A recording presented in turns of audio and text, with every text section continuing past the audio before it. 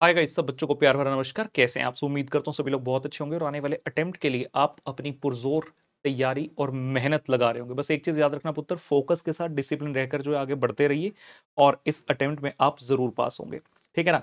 और आपकी उस तैयारी को और अच्छा करवाने के लिए तो हमने एक बीड़ा उठाया था कि हम 21 डेज चैलेंज लाएंगे। जी हाँ, 21 डेज, आपने सही सुना, 21 सेशंस जिसके अंदर होंगे एक सब्जेक्ट के लिए नहीं, दो के लिए नहीं, पूरे 3 सब्जेक्ट के लिए, जो भी सब्जेक्ट्स मैं आपको पढ़ाता हूँ, यानी कि सीए इंटरमीडिएट ग्रुप 1 का आपका एडवांस अकाउंट और सीए इंटरमीडिएट ग्रुप 2 का कॉस्टिंग और एफएमएसएम, जिसमें एडवांस अकाउंट के 19 सेशन हम ऑलरेडी कर चुके हैं और इतने ही सेशन हम कॉस्ट और एफएमएसएम के भी कर चुके हैं। आज बारी है एडवांस अकाउंट के सेशन नंबर 20 की, जिसमें हम दो अकाउंटिंग स्टैंडर्ड की बात करेंगे, एएस नंबर 26 और एएस नंबर 27 के बारे में। और अंतिम सेशन ऑब्वियसली रहेगा जहां पर एएस नंबर 28 और 29 की बात जो है फाइनली की जाएगी।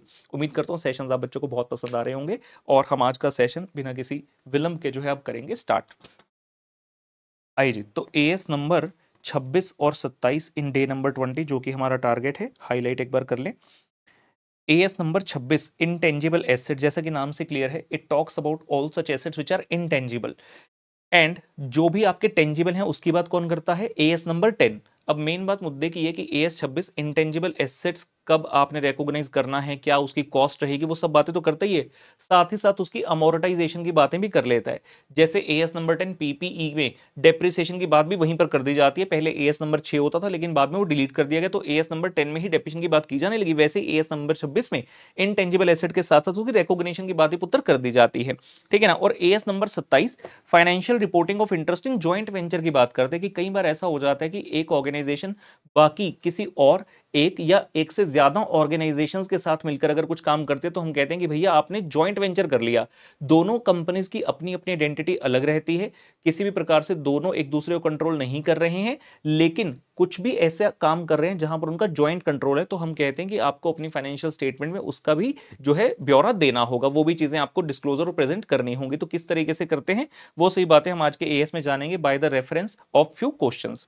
आइए जी, तो सबसे पहले हम कहते हैं जी, पहला प्रश्न हमारे सामने, explain in brief the features of the jointly controlled operation. अब जब आप जॉइंट वेंचर पढ़ते हैं वहां पर तीन तरह की चीजें हैं, जेसीओ, जेसीए या जेसीई। पहला है JCO, JCO means jointly controlled operations, फिर जॉइंटली कंट्रोल्ड एसेट और जॉइंटली कंट्रोल्ड एंटिटी। तो पहले वाला जेसीओ मतलब कोई एक पर्टिकुलर ऑपरेशन है जिसको आप मिलकर कर रहे हैं, कोई एक पर्टिकुलर एक्टिविटी, एक टास्क है।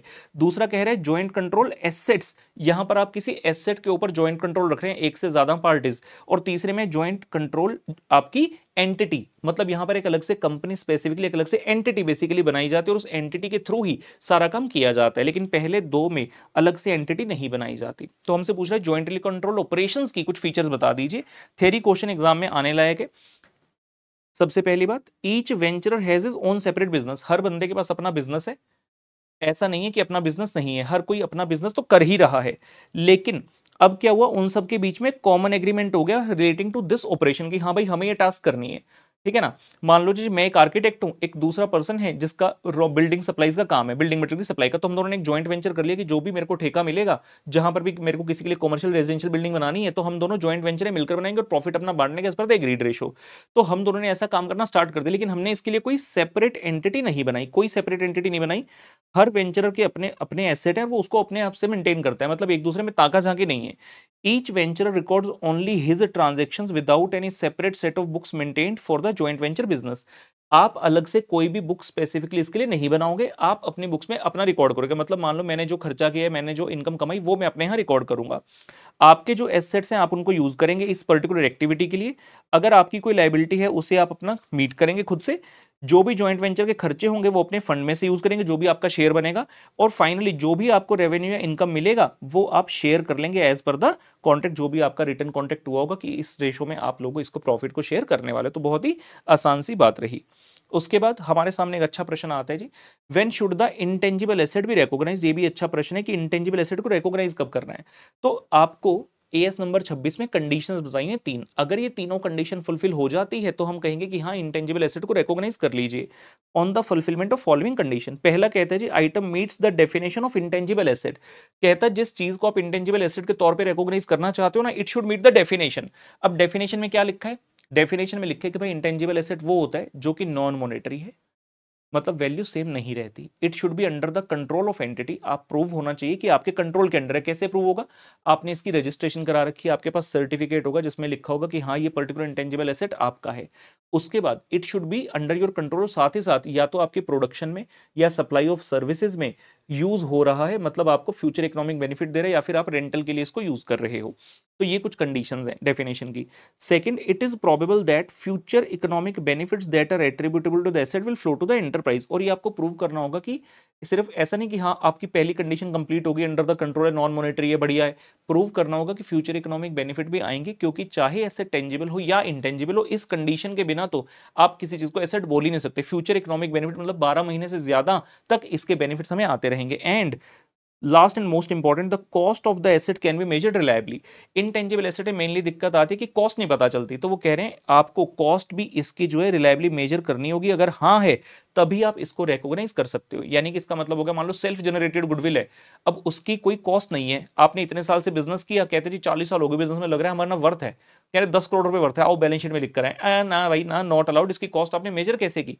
How did you say 10 crore, why not 50 crore, why not 5 crore, why not 50 lakh? कहां से आया ये वाला अमाउंट जो आपने बोला? तो कॉस्ट रिलायबली मेजर नहीं हो सकी उस केस में, तो कॉस्ट भी रिलायबली मेजर होनी चाहिए, तभी हम उसको इंटेंजिबल एसेट को रिकॉग्नाइज करेंगे। रिकॉग्नाइज मतलब अपनी बुक्स बैलेंस शीट के अंदर ले आएंगे। ठीक है जी, बढ़िया प्रश्न रहा। अच्छा, इससे पहले आगे बढ़े भाई, चैनल को सब्सक्राइब करके बेल आइकन प्रेस कर दिए, और साथ साथ वीडियो को लाइक करना ना भूलें। इमीडिएटली लाइक कर दो पुत्र, छेती छेती। नेक्स्ट क्वेश्चन हमारे सामने, the company had spent ₹45 lakh for publicity and research expense on one of its new consumer product which was marketed in the accounting year 2011-12 but proved to be a failure. तो आपने एक particular product के ऊपर काफी खर्चा किया, publicity वगैरह के 45 लाख का, लेकिन प्रोडक्ट फाइनली चल नहीं पाया। State how you will deal with the following matter in the accounts of company for the year ending. कहता बताओ जी इसका करें क्या। बड़ी सिंपल सी बात है, एस 26 बोलता है कि भाई आपने किसी चीज को इंटेंजिबल एसेट कब बनाना है, उसमें कंडीशन थी फ्यूचर इकोनॉमिक बेनिफिट आना चाहिए। तो क्या यहाँ से कोई फ्यूचर इकोनॉमिक बेनिफिट आएगा? नहीं।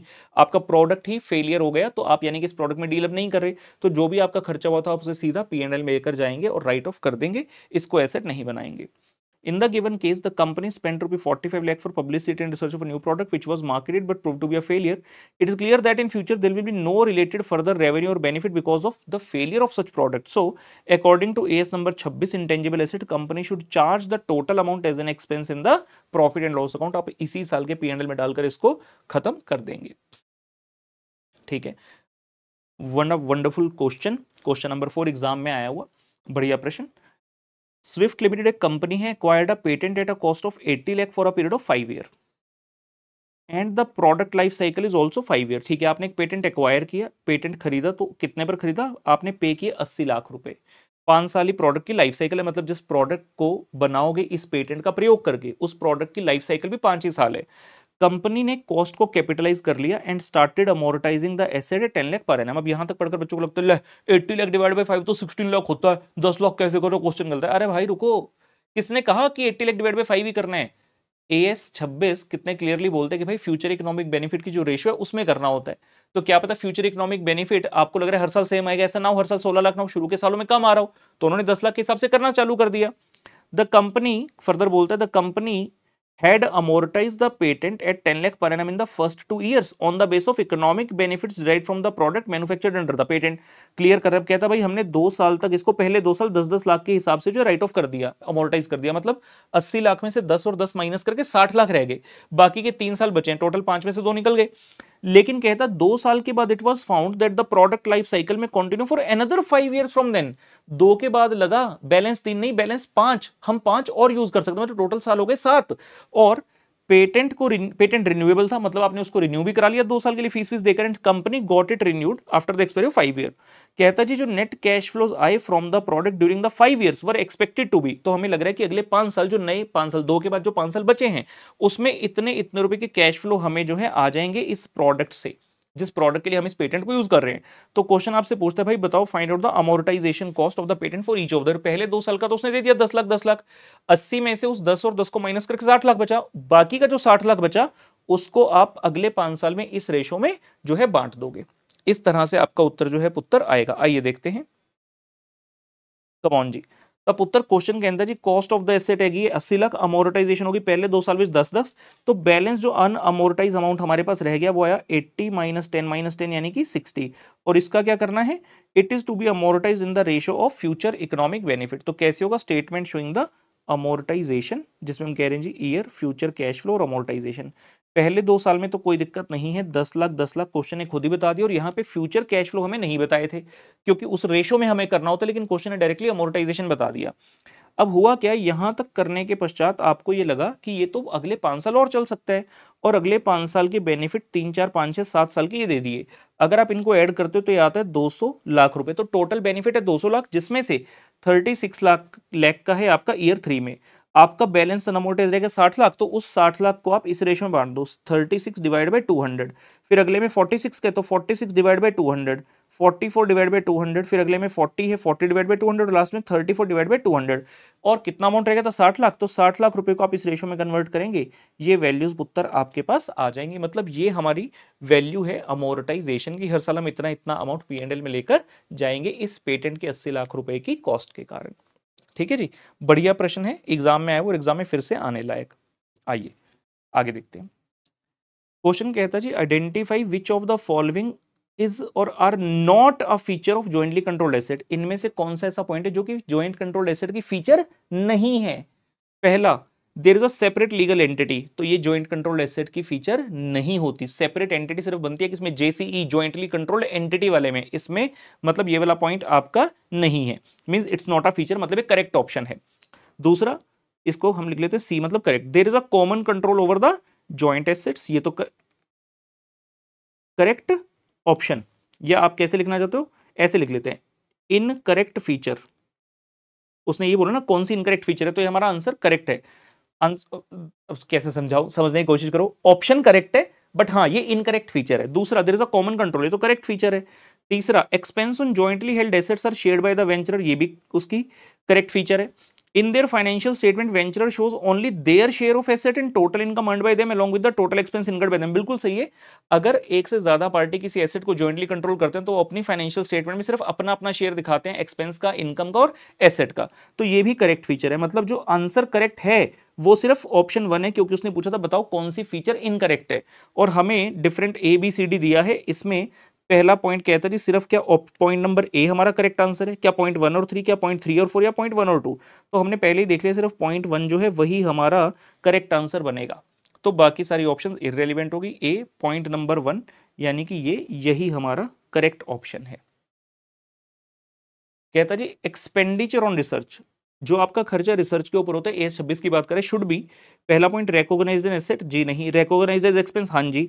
टेकन टू कैपिटल, नहीं। नन ऑफ द अबव, नहीं। तो करेक्ट आंसर क्या है, रिकॉग्नाइज्ड एज एक्सपेंस। तो बड़े ही क्लियरली AS नंबर 26 ये बताता है कि भाई कभी भी आपने रिसर्च के नाम से कोई खर्चा किया, उसको उसी साल के P&L में डालकर आपने एक्सपेंस दिखाकर जो है खत्म कर देना, उसको रिकॉग्नाइज करने की कोशिश मत करना। कई बार आप किसी एसेट को जब खुद से डेवलप करते हो, उसका जो खर्चा है वो 2 फेज में बांटा जाता है, रिसर्च फेज और डेवलपमेंट फेज। तो रिसर्च फेज का जो अमाउंट होता है वो आपका P&L में जाता है। जब डेवलपमेंट फेज एक बार स्टार्ट होगा तो वो सारा अमाउंट आप रिकॉग्नाइज करते हो as an asset in the balance sheet. उस तरह से ये वाला चीज चलता है। तो रिसर्च का खर्चा तो भाई एज एन एक्सपेंस ही आपका P&L में जाएगा। ठीक है जी। तो हमारा 20 नंबर सेशन भी खत्म हो गया। नेक्स्ट सेशन में मिलेंगे, हमारा लास्ट सेशन होगा। And I sincerely believe that आपको इन सेशन से बहुत हेल्प मिलेगी। अगर किसी बच्चे ने बीच का कोई भी सेशन है, शुरू का कोई भी सेशन छोड़ा है, तो पुत्र प्लीज रिक्वेस्ट है देख लेना, एग्जाम में बहुत ज्यादा हेल्पफुल होगा। और अगर आपके कोई फ्रेंड्स हैं, जूनियर्स हैं जिनको अभी तक नहीं पता, तो आई विल अर्ज अपॉन यू, रिक्वेस्ट करूंगा कि प्लीज उन तक भी भेजो, क्योंकि बहुत सारे बच्चों को ऐसे रिसोर्सेज नहीं मिल पाते। बच्चे सोचते रहते हैं कि यार कुछ क्वेश्चंस करने को मिल जाए, कुछ हमें गाइडेंस मिल जाए। तो ये session, and not only for advance account, costing, FM, SM, सभी सब्जेक्ट के लिए बनाए बेटा, आप ही के लिए बनाए हैं। And now you have to use it. ठीक है जी। All the best for your upcoming examination. Bye bye.